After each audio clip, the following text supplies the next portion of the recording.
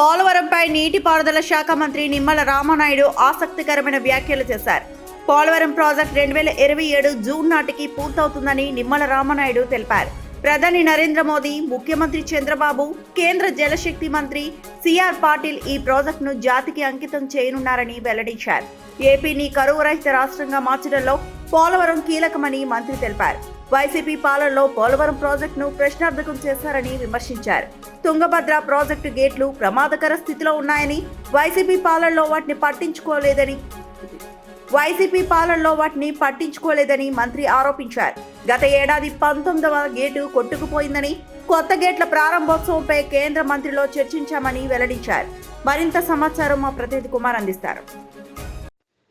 Okay Parvati, Polavaram project విషయంలో AP నీటిపారుదల శాఖ మంత్రి నిమ్మల రామానాయుడు ఆసక్తికరమైనటువంటి వ్యాఖ్యలు చేశారు.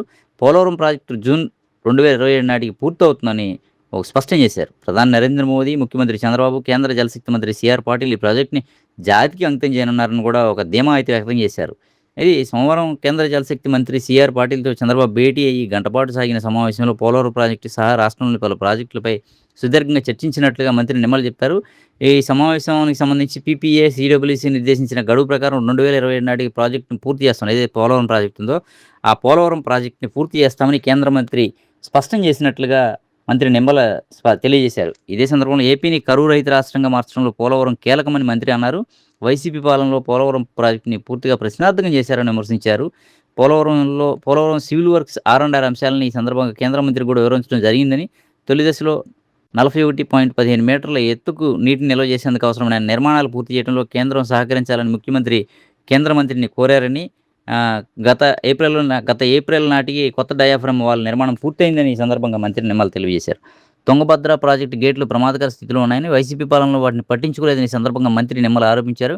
గత ఏడాది 19వ గేటు కొట్టుకుపోయిందని, కొత్త గేట్ల ప్రారంభోత్సవంపై కూడా కేంద్ర మంత్రితో చర్చించడం జరిగిందని చెప్పి ఆయన ఈ సందర్భంగా వెల్లడించారు. అయితే ఏదైతే పోలవరం ప్రాజెక్టు ఉందో పూర్తిగా ప్రధానంగా పోలవరం ప్రాజెక్టు పైన ఎక్కువ చర్చించడం జరిగిందని, ఈ పోలవరం ప్రాజెక్టు పూర్తి చేసేందుకు కేంద్ర మంత్రి ప్రత్యేక దృష్టి సారిస్తామని ఈ సందర్భంగా స్పష్టం చేయడం జరిగిందని, ఈ నేపథ్యంలోనే 2027 జూన్ నాటికి ఖచ్చితంగా పోలవరం ప్రాజెక్టును పూర్తి చేస్తామని తాము ధీమా వ్యక్తం చేస్తున్నామని కేంద్ర మంత్రి చెప్పారు కాబట్టి తాము కూడా స్పష్టంగా చెప్పగలుగుతున్నామని, ఈ సందర్భంలో జాతికి కూడా అంకితం చేస్తామని మంత్రి నిమ్మల ధీమా వ్యక్తం చేశారు.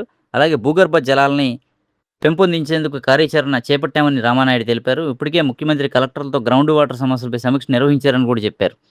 ఆల్మట్టి ఎత్తు పెంపు నిర్మాణంపై సుప్రీంకోర్టులో స్టే ఆర్డర్ ఉన్న విషయాన్ని కూడా కేంద్ర మంత్రి దృష్టికి తీసుకెళ్లి అభ్యంతరాలపై చర్చించామని కూడా మంత్రి నిమ్మల రామానాయుడు వెల్లడించారు. ఇదే సందర్భంలో గోదావరిలో ప్రతి సంవత్సరం సుమారు 3000 టీఎంసీల వరద నీరు వృధాగా సముద్రంలో కలుస్తున్నారు. ఈ మిగులు జలాలను సమర్థవంతంగా వినియోగించడం కోసం తెలుగు రాష్ట్రాలకి లాభం చేకూరుతున్నాయి. ఈ మిగులు జలాలని వినియోగించుకునేలాగా ప్రత్యేకమైనటువంటి కార్యాచరణ రూపొందించాలని ముఖ్యమంత్రి ఇప్పటికే అధికారులకు చెప్పని స్పష్టం చేశారు. పోలవరం విషయంలో మాత్రం కేంద్రంతో కలిసి రాష్ట్రం ప్రత్యేక దృష్టి సారించి పోలవరం ప్రాజెక్టును పూర్తి చేసి తీరుతామని ఈ సందర్భంగా మంత్రి నిమ్మల అయితే ధీమా వ్యక్తం చేశారు.